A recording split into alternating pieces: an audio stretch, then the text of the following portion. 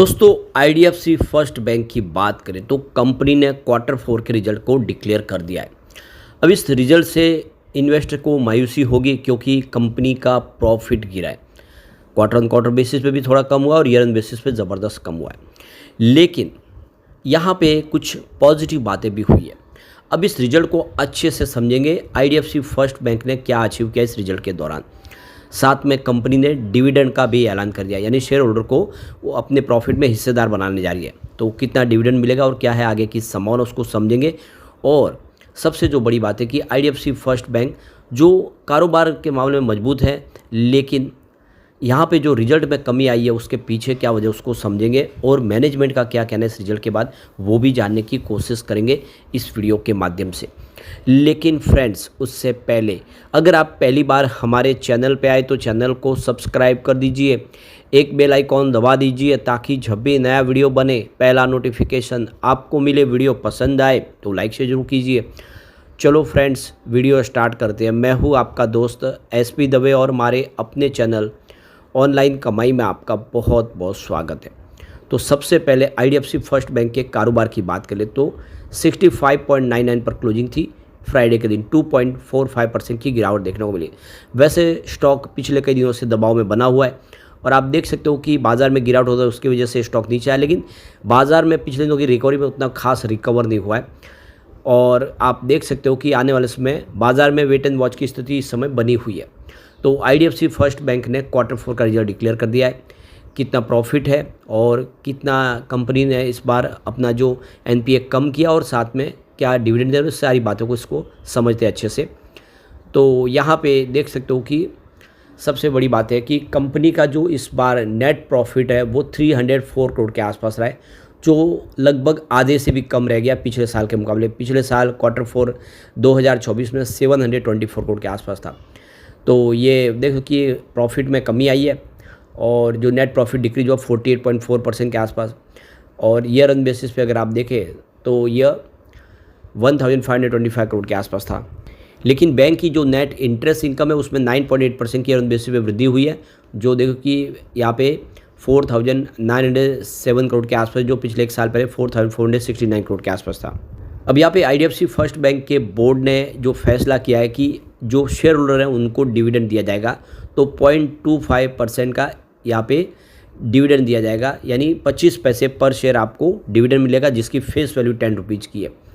तो एक्सचेंज को इसकी जानकारी दी गई है। बोर्ड ऑफ डायरेक्टर की मीटिंग होगी और यहाँ पे देख सकते हो कि शेयर होल्डर की रजामंदी के बाद यहाँ पे ये फैसला लिया जाएगा। तो फाइनल हो चुका है कि यहाँ पे देखो कि 2.5% का डिविडेंड दिया जा रहा है, यानी पर शेयर 25 पैसे का डिविडेंड होगा, जो फाइनेंशियल ईयर 2024-25 के लिए। एनुअल जनरल मीटिंग जो कंपनी होगी उसमें इसकी रिकॉर्ड डेट तय की जाएगी और रेगुलेटरी अप्रूवल लिए जाएंगे। तो अभी फ़िलहाल मौका है शेयर होल्डर के लिए, वो डिविडेंड का फ़ायदा उठा सकते हैं। तो यहाँ पे देखो कि आईडीएफसी फर्स्ट बैंक ने जो नेट प्रॉफिट इस बार बताया क्वार्टर फोर में वो 304 करोड़ के आसपास है और पिछले एक साल पहले 724 करोड़ के आसपास था। अब यहाँ पे कंपनी ने जो नेट इंटरेस्ट इनकम बताई है उसमें 9.8% की ईयर ऑन बेसिस पे वृद्धि हुई है, जो 4469 करोड़ के आसपास रही है और जो थी अब वो बढ़ के 4907 करोड़ के आसपास रही है। और यहाँ पे जो नेट इंटरेस्ट इनकम में जो वृद्धि हुई है ईयर ऑन बेसिस वो 17.3% की है। नेट इंटरेस्ट मार्जिन की बात करें ऑन एयूम के तो वो यहाँ पे 9 बेसिस पॉइंट रिड्यूस हुआ क्वार्टर ऑन क्वार्टर बेसिस पे, जो 6.04% से गिर के 5.95% के आसपास है क्वार्टर फोर में। तो ये माइक्रो फाइनेंस का जो बिजनेस है उसमें डिक्लाइन देखने को मिला, जिसका असर यहाँ पे देखने को मिला है। और एनएम जो है 6.09% के आसपास रहा है आईडीएफसी फर्स्ट बैंक का। बैंक की जो अदर इनकम है उसमें 5.7% की वृद्धि देखने को मिली ईयर ऑन बेसिस पे, जो देख सकते हो कि यहाँ पे 1610 करोड़ के आसपास थी क्वार्टर फोर 2024 में, जो बढ़ के 1702 करोड़ के आसपास पहुँची है फाइनेंशियल 2025 में। और फ़ी और अदर इनकम बात करें तो इसमें भी 15.2% के बेसिस पर ग्रोथ देखने को मिली है। कोर ऑपरेटिंग इनकम की बात करें यहाँ पर भी 8.7% की वृद्धि देखने को मिली है, जो देख सकते हो कि 6079 करोड़ के आसपास था पिछले एक साल पहले, जो बढ़ के 6609 करोड़ तक पहुँच गया है इस साल। तो जो ऑपरेटिंग इनकम की ग्रोथ है उसमें 16.7% के बेसिस पर ग्रोथ देखने को मिली है। अब ऑपरेटिंग एक्सपेंसेस की बात करें तो उसमें भी 12.2% की वृद्धि हुई, यानी कंपनी का खर्च बढ़ा है। ईयर ऑन बेसिस पे देख सकते हो कि 4,447 करोड़ के आसपास था पिछले एक साल पहले, जो बढ़ के 4,991 करोड़ तक पहुंच गया है फाइनेंशियल 2025 में। ऑपरेटिंग एक्सपेंसेस में जो ग्रोथ अगर आप देखें तो यहाँ पे 16.5% की ईयर ऑन बेसिस पे। अब बैंक के जो कोर ऑपरेटिंग प्रॉफिट की बात करें तो उसमें डिक्लाइन देखने को मिली है, करीब ये देख सकते हो कि 1,632 करोड़ के आसपास था Q4 में, जो देख सकते हो कि अब 1,618 करोड़ के आसपास आया 2025 में।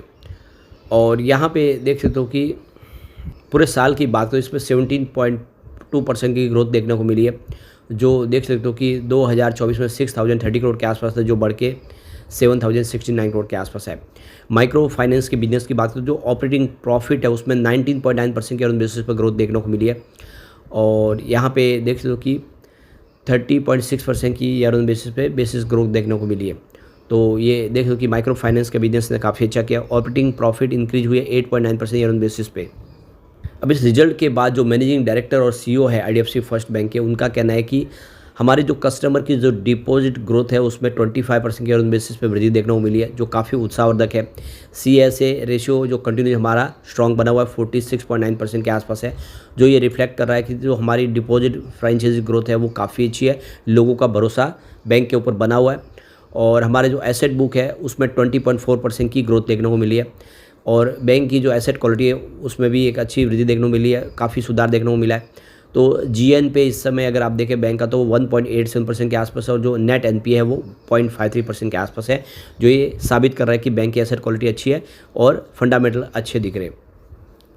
यहाँ पे बोर्ड ने एक बड़ा अप्रूवल और लिया है 7,500 करोड़ रुपीज़ के फंड रेजिंग की। तो कंपनी फंड रेज करेंगी, देख लो कि कन्वर्टेबल प्रेफरेंस शेयर यानी CCPS के माध्यम से। अब बैंक के डिपॉजिट और बोरोइंग की बात करो, कस्टमर जो डिपॉजिट है उसमें इंक्रीज हुआ है 25.2% का, जो ईयर बेसिस पे देख सकते हो कि यहाँ पे पिछले एक साल पहले 1,93,753 करोड़ के आसपास, जो बढ़ के 2,42,543 करोड़ तक पहुँचा है। रिटेल डिपॉजिट ग्रोथ में भी 26.4% की बेसिस पे ग्रोथ देखने को मिली है, वृद्धि हुई है, जो देख दो कि एक साल पहले 1,51,343 करोड़ के आसपास था, जो बढ़ के 1,91,268 करोड़ तक पहुंच गया है।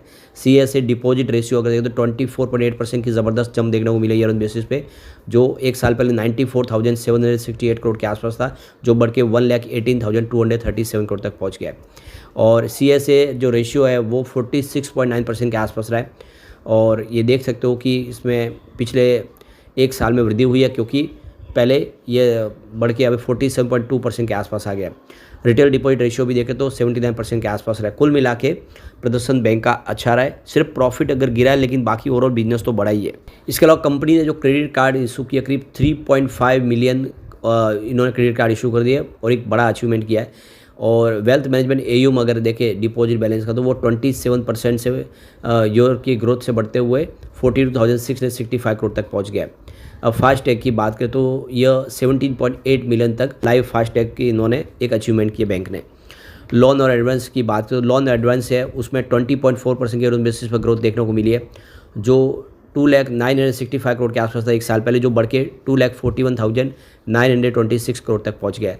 रिटेल और रूरल और MSB बुक ग्रो की बात करें तो ये 18.6% की वृद्धि के साथ अब देखें तो बढ़ते हुए 1,97,568 करोड़ तक पहुंचा, जो एक साल पहले 1,66,604 करोड़ के आसपास था।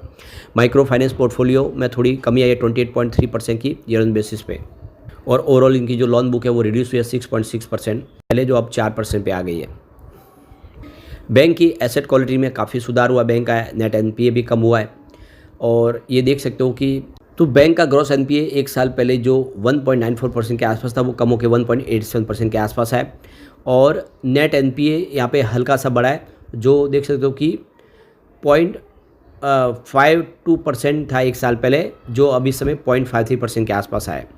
तो ओवरऑल देखें तो NPA में यहाँ पे ठीक ठाक रहा है, NPA के आंकड़े अच्छे, बिजनेस बिल्कुल पटरी पे है। ऐसे में हम कह सकते हैं कि आने वाले समय में यह बैंक की स्थिति में सुधार देखने को मिलेगा, भले ही प्रॉफिट कमाओ लेकिन बिजनेस बढ़ता हुआ दिखाई दे रहा है। यहाँ पे बात अगर हम इसके प्रॉफिट की करें तो देख सकते हो कि दिसंबर 2023 में यहाँ पे जो प्रॉफिट था वो 732 करोड़ के आसपास था, वो सितंबर में गिरते हुए 212 करोड़ तक आ गया था और दिसंबर पिछले 24 में देखें तो 340 करोड़ के आसपास था। तो इस बार 304 करोड़ के आसपास रहा है। तो दिसंबर और पिछले साल दिसंबर के मुकाबले ज़रूर प्रॉफिट आपको कम होता हुआ दिखाई देगा, लेकिन इस बार ये सितंबर के मुकाबले तो अच्छा है, यानी उतनी कोई चिंता की बात नहीं। आने वाले सेमेस्टर तो सुधरेगी और देख लो कि आईडीएफसी फर्स्ट बैंक भी कमाल करेगा और अब एनपीए में इतनी कोई बड़ी चिंता की बात नहीं और डिविडेंड भी मिलने जा रहा है, तो निवेश के बारे में सोचा जा सकता है। लेकिन फ्रेंड्स, कोई भी इन्वेस्टमेंट करने से पहले अपने फाइनेंशियल एडवाइजर से एडवाइस ले ले या अपना खुद का रिसर्च करें, क्योंकि मैंने वीडियो आपके एजुकेशनल पर्पज़ के लिए ही बनाए। वीडियो पसंद आए तो लाइक से जरूर कीजिए और चैनल को सब्सक्राइब कर दीजिए। Thank you friends.